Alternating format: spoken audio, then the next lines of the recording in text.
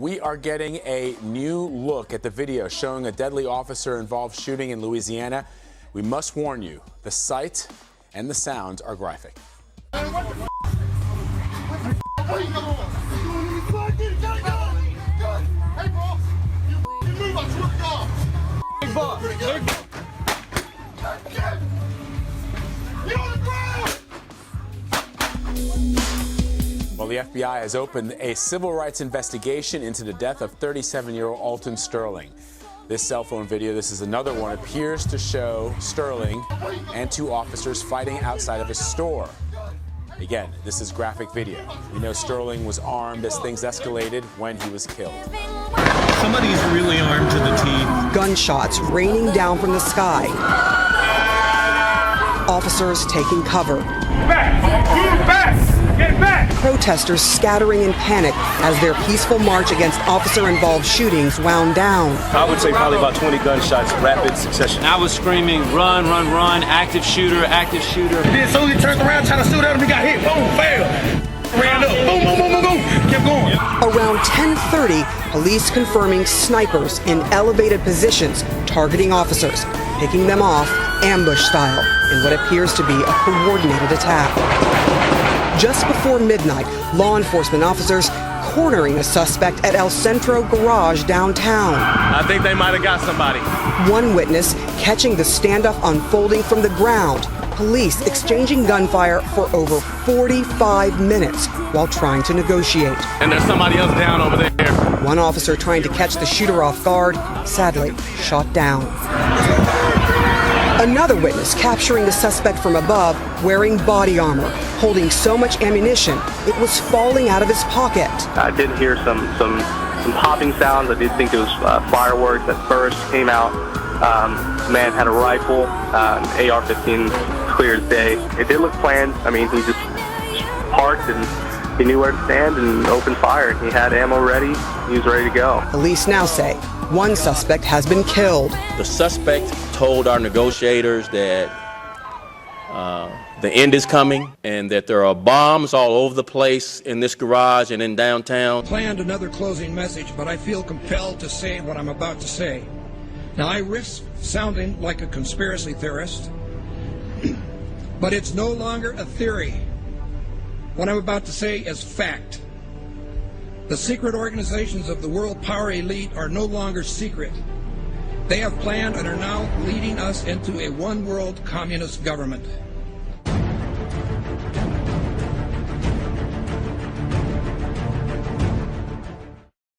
Executive order signed by President Obama has sparked controversy on both sides of the political aisle. The National Defense Resources Preparedness Executive Order was signed quietly Friday night. It gives the president the power to control U.S. resources. The Rules Committee is going to meet in the House. They are going to come up with a rule that makes it okay for them to do a same-day bill. So they'll pass this rule. It's, believe it or not, called martial law. This would give the President of the United States the authority to declare basically martial law during times of peace. There are new disturbing developments out of Washington tonight regarding the President's belief that he has the legal authority to assassinate U.S. citizens. Incredibly enough, it appears that our commander-in-chief actually believes that authority exists not only on foreign soil, but right here on American soil as well. But Senators McCain and Levin have added this legislation which would authorize the president to declare the entire United States of America, all 50 states and all territories, to be a battlefield, right, even though there's no battle, thanks be to God, going on here. War on terror is different. And that would authorize him to use commander-in-chief authority in the United States, to use the military to arrest people in the United States who, in the president's opinion, are enemies of the country. Particularly to hear President Obama claim the power to keep people in prison indefinitely with no charges against them, no conviction, no sentence, just imprisonment.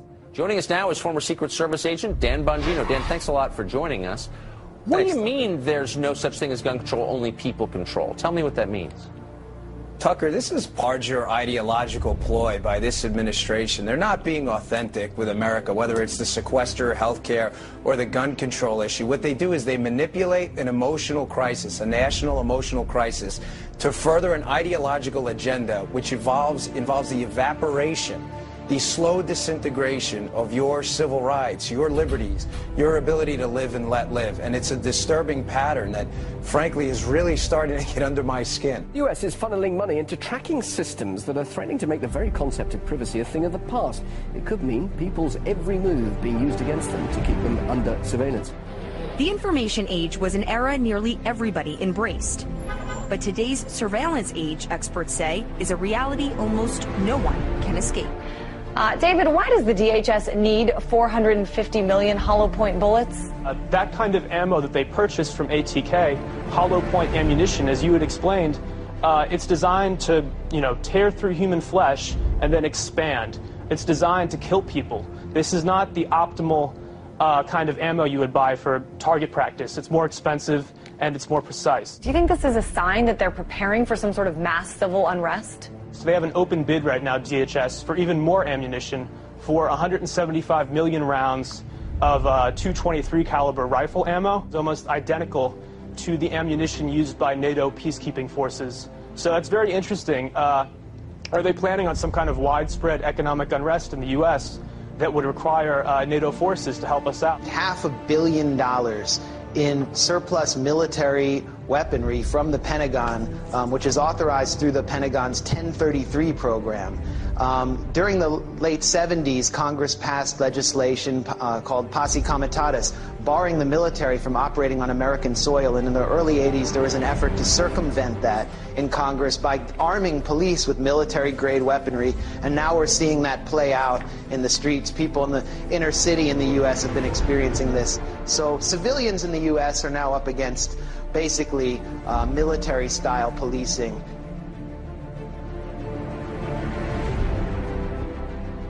The battle against terrorism involves all of us. Everybody in this country is a potential terrorist. The Department of Homeland Security sent to law enforcement agencies across the country warning about the potential for an increase in right-wing extremist activity.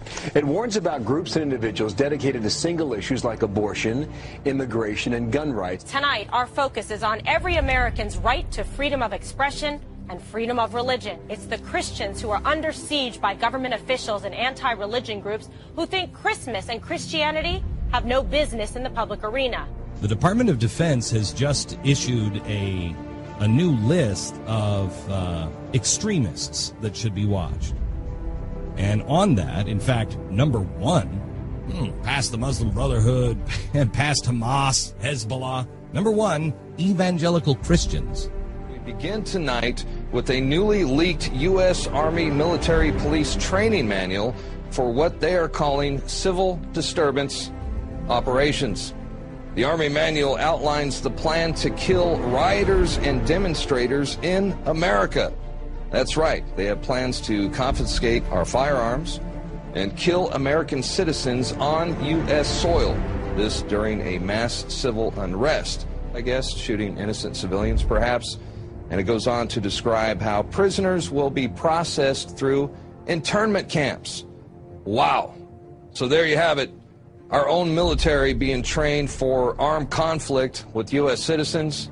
They're being trained to confiscate our guns in preparations to process us into camps during civil unrest. A pretty scary scene along the Chicago River turns out to be a military training exercise. There was nothing routine that folks reported about seeing the jarring, as they witnessed the jarring scene of at least 3 Black Hawk helicopters flying at times in close order formation. Just in, a military drill in downtown Miami, complete with these Black Hawk helicopters, elite soldiers, and police officers swarming the street. Take a look, swing back over here. This may be involved in this training or not. Again, let me tell you what all of this is that we know of. It's a joint military training exercise involving local police, also military. Sight of Army helicopters and the sound of gunfire created a lot of concern this afternoon in one Houston neighborhood. There were armed men in fatigues, plenty of weapons, and what many thought were real live rounds.